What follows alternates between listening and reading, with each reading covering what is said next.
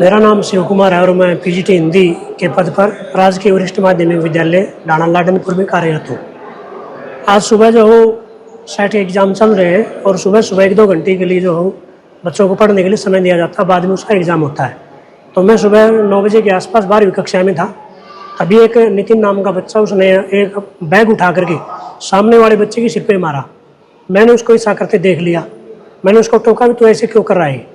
तो उसने कहा जी मैं तो एंजॉयमेंट करने के लिए आता हूँ। मैंने उसको बाहर बुलाया, मैंने उसको समझाया बेटा ये एंजॉयमेंट की जगह नहीं है। क्लास में ऐसे बैग किसी को मार करके एंजॉयमेंट नहीं होता।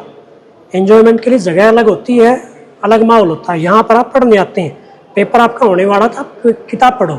नहीं जी मैं तो ऐसे ही एंजॉयमेंट करूँगा। मैं उसको पकड़ करके प्रिंसिपल ऑफिस लेकर के गया। वहाँ पर जाने के बाद में प्रिंसिपल सर ने उनको समझाया कि बेटा आप यहाँ एंजॉयमेंट के लिए नहीं आते, पढ़ने के लिए आते हैं। यदि एंजॉयमेंट ही करना है, पढ़ना है ही नहीं आपको, तो एसएलसी ले जाओ। उसने कहा जी दे दो।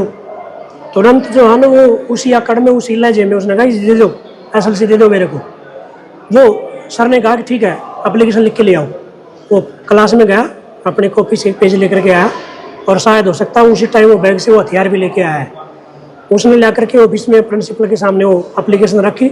प्रिंसिपल ने एप्लीकेशन देख करके कहा कि आपका जो इंचार्ज है वो ट्रेनिंग पे गया हुआ है, सोमवार को आएगा और आपको सोमवार को एसएलसी दे देंगे।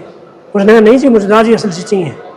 और कागज प्रिंसिपल को दे दिया एप्लीकेशन वाला, और उन्होंने हथियार निकाल करके, मैं इतनी बातों के दौरान जो मेरा ध्यान ही नहीं था कोई कि ये बच्चा कोई ऐसी कर सकता है, क्योंकि सामने प्रिंसिपल सर बैठे थे, मैं इधर बैठा था।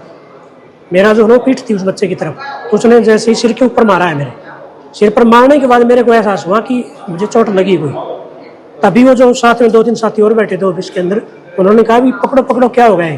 तुरंत वो फिर वो निकल करके भाग गया और मुझे जो अनुसाथी वो फिर उठा करके यहाँ एमरजेंसी में लेके आए। तो क्या उसके पास किस प्रकार का हथियार है? उसके पास है जैसे साइकिल या मोटरसाइकिल के अंदर गोल गोल बेरिंग टाइप होता है, जिसमें नुकीले नोक जिसकी बाहर निकली होती है, बेरिंग टाइप या पंच, जो आधुनिक हथियार पता नहीं क्या था वो, हो सकता है उसके पास है। तो इसका मतलब वो साथ रख के चलता है या तो बैग में रखता है, नहीं तो स्कूल के अंदर तो ऐसा हथियार होना संभव नहीं है।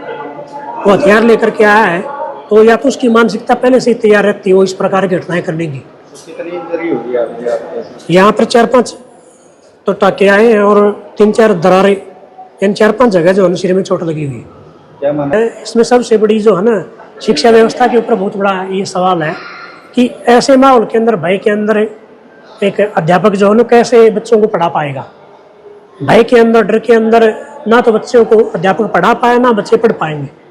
तो इस भय मुक्त माहौल जब तक सरकार क्रिएट नहीं करेगी, स्कूलों की ये व्यवस्था नहीं बदल सकती। भय का माहौल जब तक रहेगा, अध्यापक शांति से या सुकून से बच्चों को अपनी शिक्षा या अपना ज्ञान जो है ना वो नहीं दे पाएगा। तो ये भाव मुक्त माहौल बनाना बहुत जरूरी है।